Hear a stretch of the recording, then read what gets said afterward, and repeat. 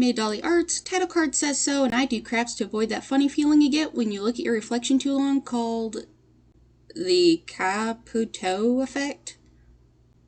Let's make stuff. As a wee little parasite, there was one Don Bluth movie that stuck out to me. It's not well known, but funny enough, a big company wanted to showcase this film in theaters.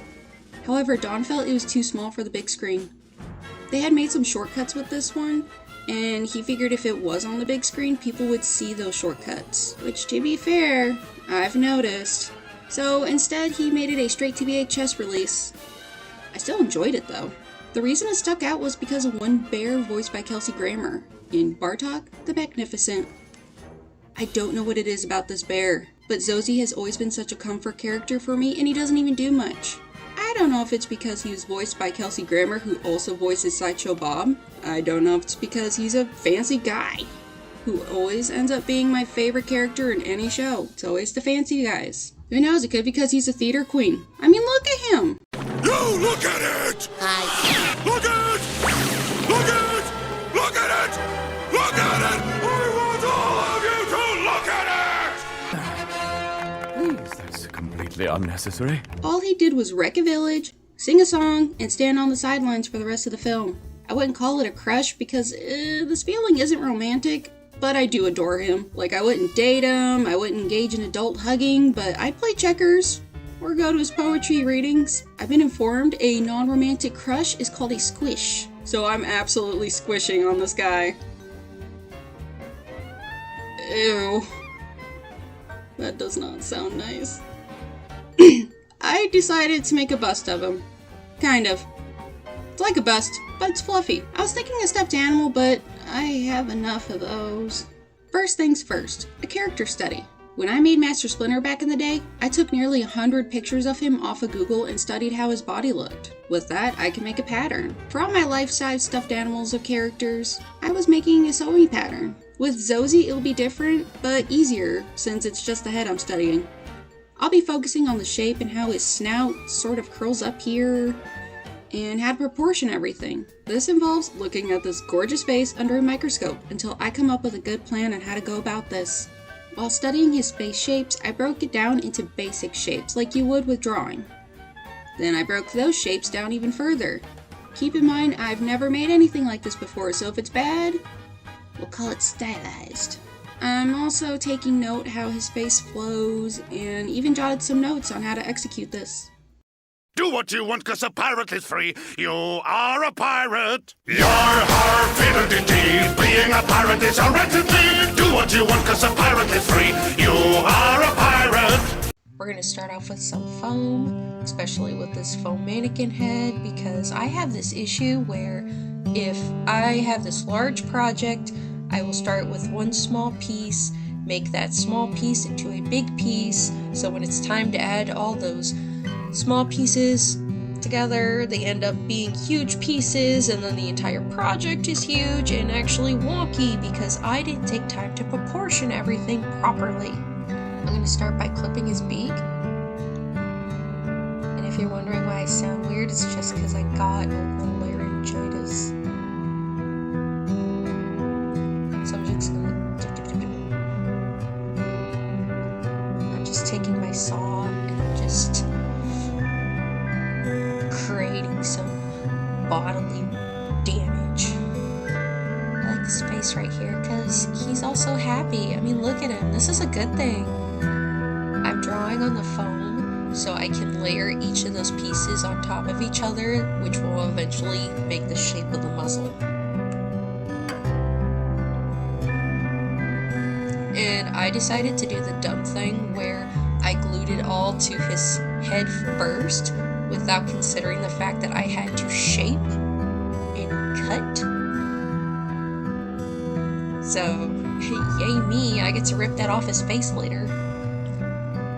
I'm also taking time to snip the ends like it matters for some reason. I think I just wanted to act like I knew what I was doing. 'Cause I didn't. And me pretending to know makes me feel better. I just want this stuff.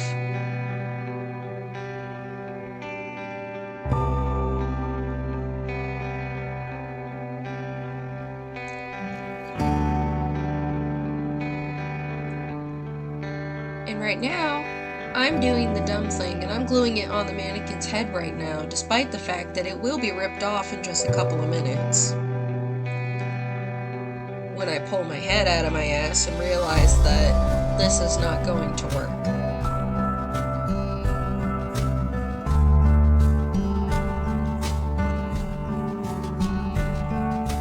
But I do like this little face. I kind of like this face because it reminds me of those penguins that go newt newt. Little newt newt penguins.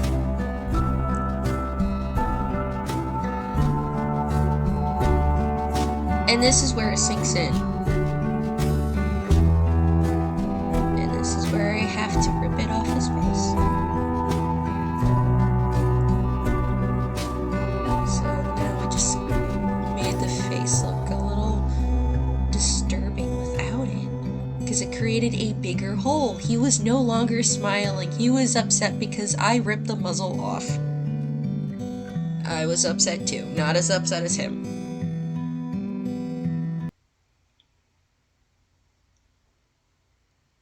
Here I'm just drawing the lines on so I know how to, cut it. If that's not obvious.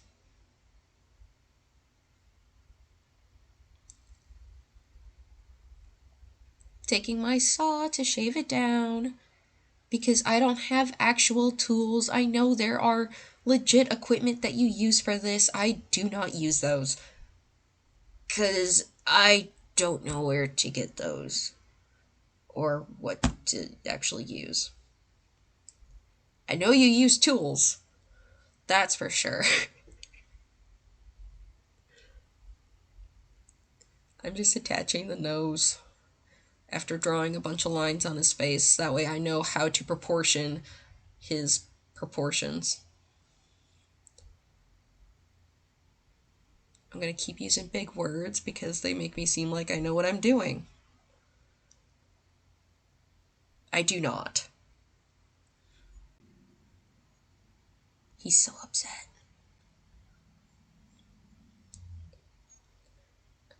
I drew little circles because these are supposed to be his eye holes until I realized that cartoon characters don't typically look like they have sunken in eyes unless you're the dad off of Metal Family.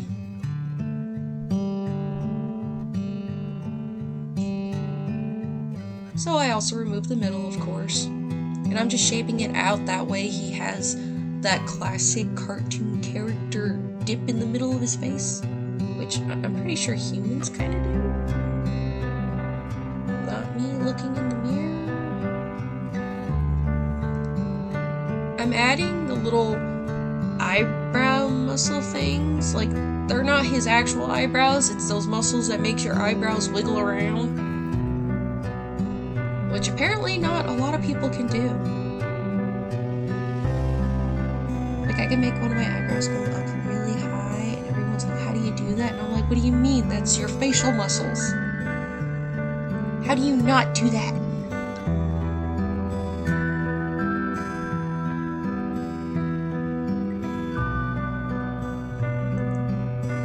I'm just taking pieces of foam to shape the face, because this will be where those circles on his face are. God, I fucking suck at narrating.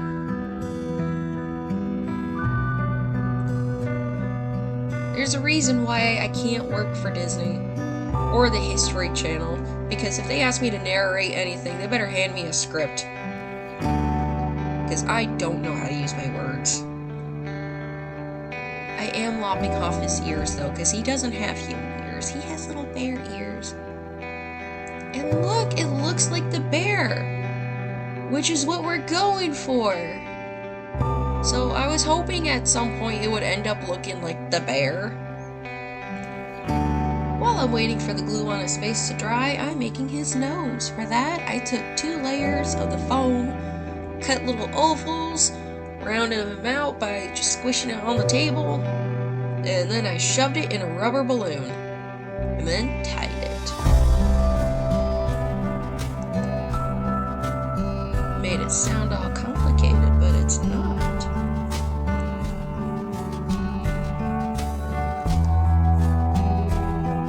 Think I was gonna make that shit out of fabric? Get out of here. I drilled a hole in his nose, that way I can put that little nubbin in there, so we wouldn't have to see that. See, look at that. Looks just like the bear. Oh, sneak peek. I did not put these in the correct order. You see his eyeballs. But right now, I'm just working on his fur. I'm literally just laying it on top of him, pinning it down, and then I'm going to cut off the excess and sew around it. So I'm going to spend about 2 days or so just sewing all this fur onto him, which that brown fur was not originally brown. It was a tan. It's going to be the same tan fur that you see in a minute. I just dyed it. And if you don't know how to dye fabric, look in the back of the bottle.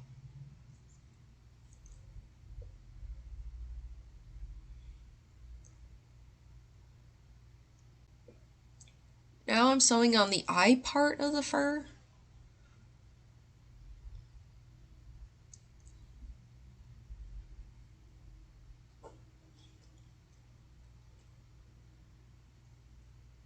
I was actually anxious the entire time I was doing this because I didn't want to accidentally have like this wad of the ends sticking out. Like I was kind of trying to do like an invisible stitch. I'm sure there's a legit word for that, but I'm not an expert. I just have autism and boredom.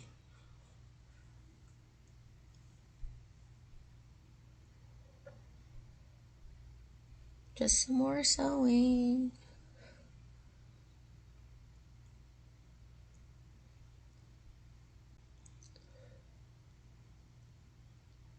Now we are done sewing on the fur. Doesn't he look great? I mean, he could use a haircut, which is what we're going to do right now.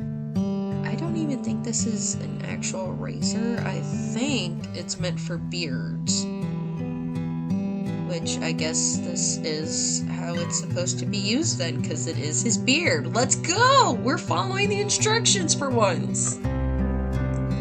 Look at us not causing fires this time around. We're not inhaling any weird vapors. This is a real improvement. I'm proud of myself. Now we're working on the eyes.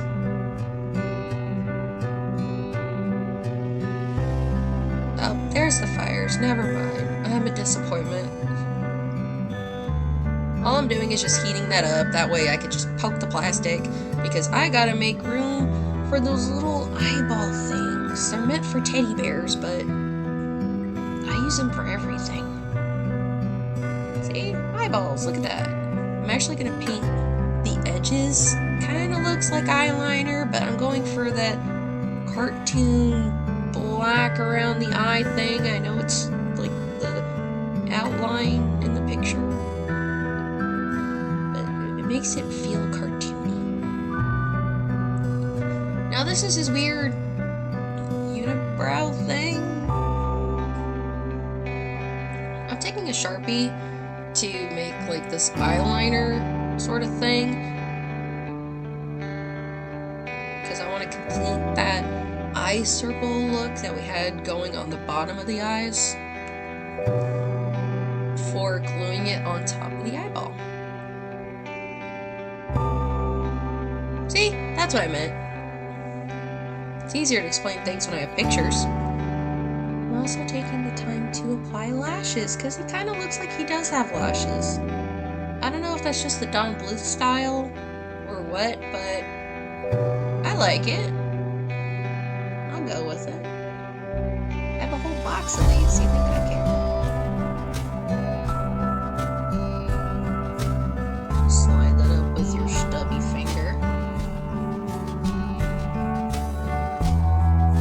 Okay, now these are his ears.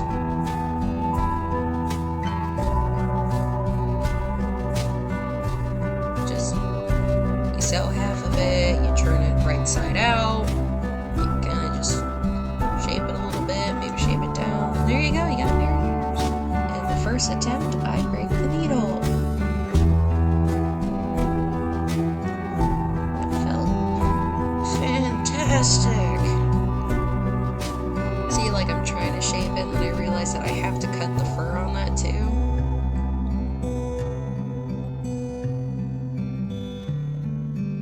But I do stitch it closed on the bottom.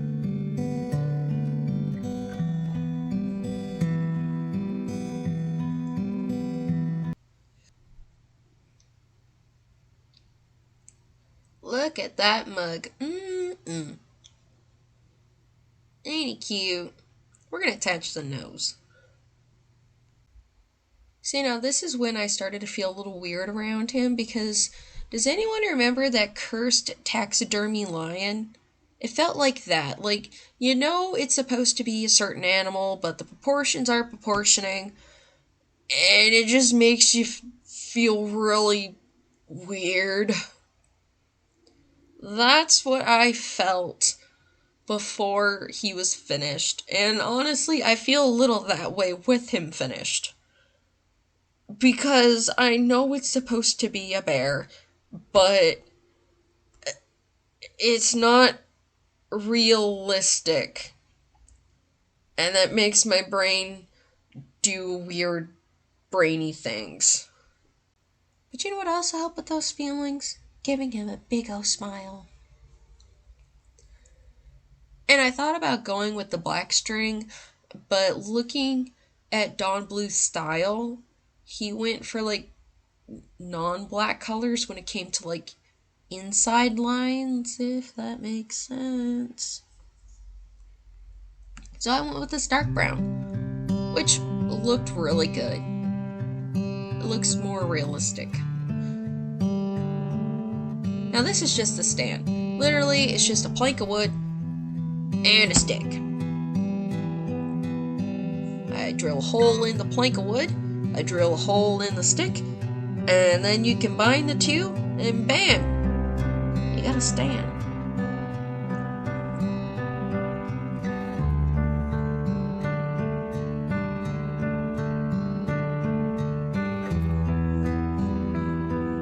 But I do take the time to make it look nice. Like, I write his name before I engrave it with my little Dremel tool, and then I paint the inside, I paint the outside, and look at that!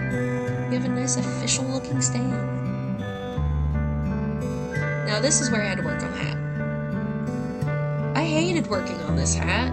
I just hate doing top hats. I did a top hat as a Christmas tree topper one year. Ironic, because I don't do Christmas.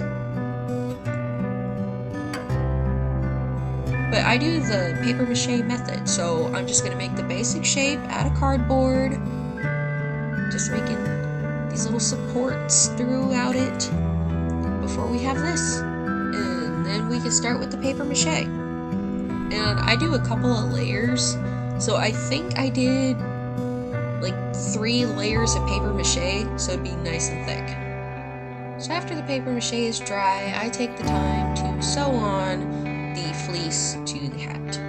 Why fleece? Because it's easier to do the invisible stitch that way. I thought about doing the polyester cotton blend thing, but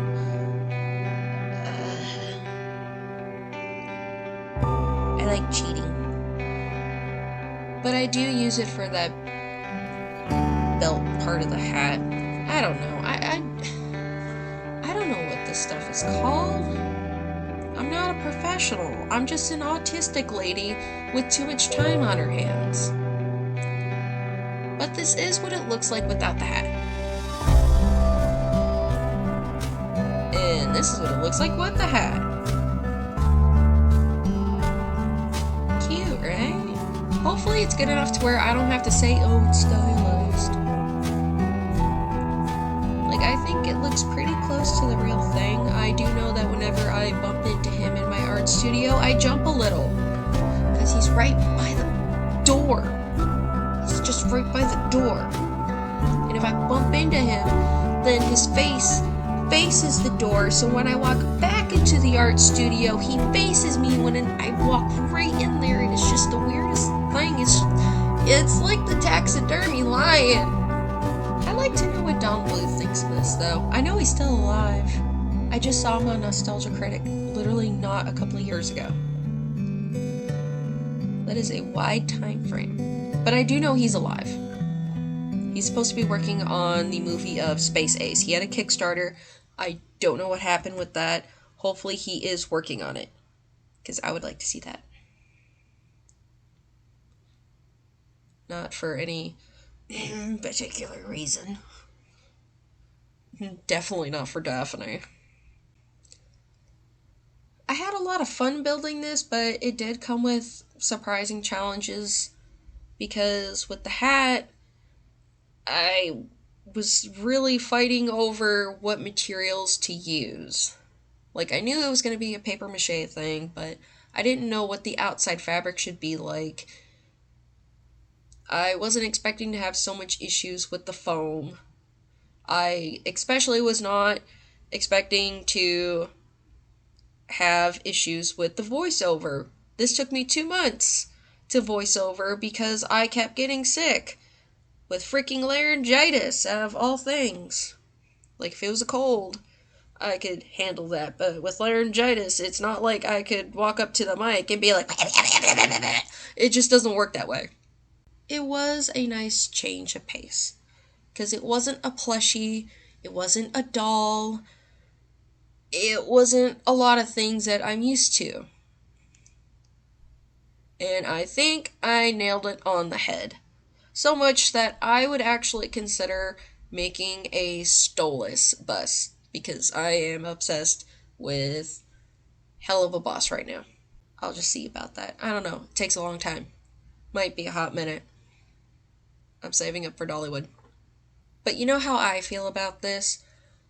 Let's see how my mom feels about this, because I recorded her reaction. Oh my lord. That's fucking creepy. But it's Zozi from Bartok the Magnificent. Oh yeah. You want to touch it? No. Doesn't he look very close to the character? Yes, because it's very, like, wherever you go, his eyes, like, follow you. Yeah, I think I accidentally made him a little cross-eyed. You like how I engraved his name into the wood? And then I put gold paint in there? Ain't that fancy? It's very fancy. Just touch him. No, because it seems like he's going to turn his head and, or, like, open his mouth and just be like, rawr. Just touch him. No, you feel like you're, like, setting me up for something. Just look here. See? Ain't he soft?